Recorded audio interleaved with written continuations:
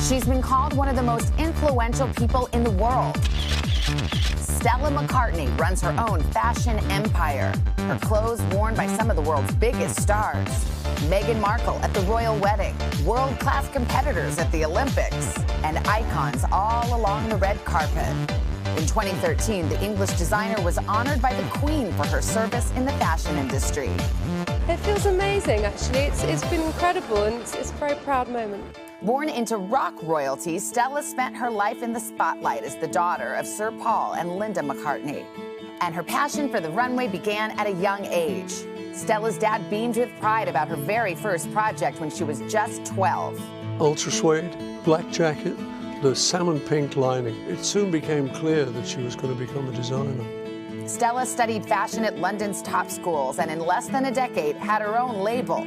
Her brand promoting sustainability, and she advocates for eco-friendly business practices.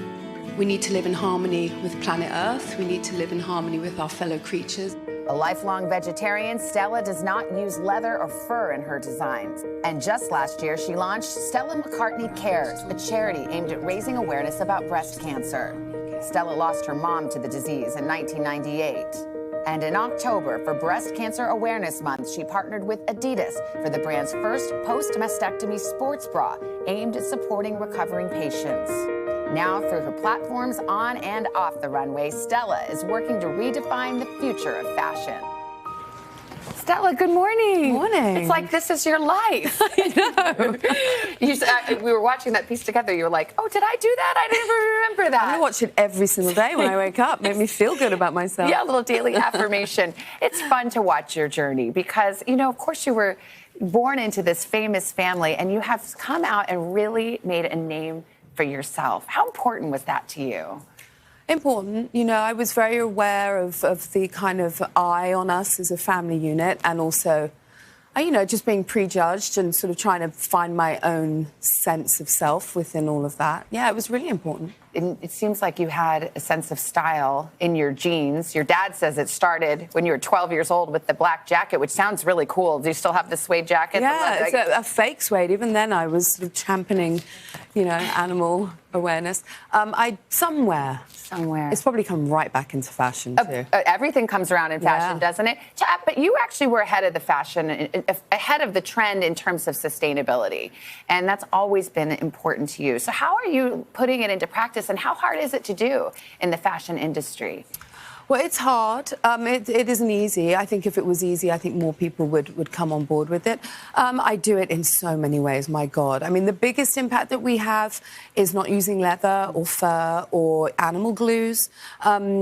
And, you know, I don't use PVC. We've just spent 3 years sourcing a rayon that comes from sustainable wood because rayon is cutting down trees, 150 million a year. I read a fact this morning that really shocked me, that the fashion industry is more responsible for emissions than maritime shipping and international flights combined. Yeah. I was kind of shocked to hear that. We're one of the more harmful industries to the planet, and not enough people know it. And so I think I'm trying to make it I'm trying to make sustainability still stylish and sexy. And you shouldn't notice that I'm wearing an organic jumpsuit or my my sneakers aren't made out of leather. You shouldn't sacrifice style for sustainability. But at the same time, we need to get the information through, and we just need to make changes. We can do it. Yeah, you're doing another thing that I think is really cool, which is you've just announced you made a compression bra. You've done some fashions for women who've just had mastectomies. It's personal to you. You lost your mom to breast cancer. Why was this important to you?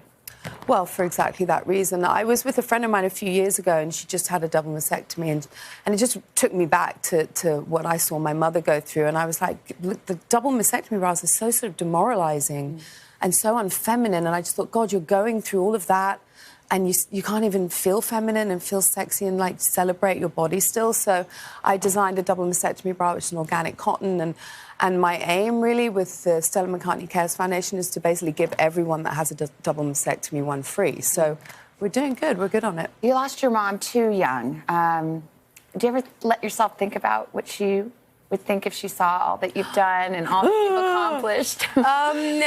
I don't stop to think about that really, because I think I just hold that within me all the time. I know that she'd be super proud. You're just doing this to make me cry. It's so early. I think about your mom. Well, I just told you I grew up in Tucson, and your family had a ranch there, and you spent some time there too, and that was a special time with your mom. And she loved the West and loved the outdoors. Yeah, and you know, it's funny coming here and being in New York. You know, she was a New Yorker, so it's great. And I think about her every day. I mean, she's in me, and I see her in my kids, and I think that, in a sense, I'm sort of here trying to carry on what she left behind. Can you believe I've gotten this far and I haven't actually mentioned your dad, who is the most famous McCartney, we have to admit. He was just in the front row of your fashion show not long ago.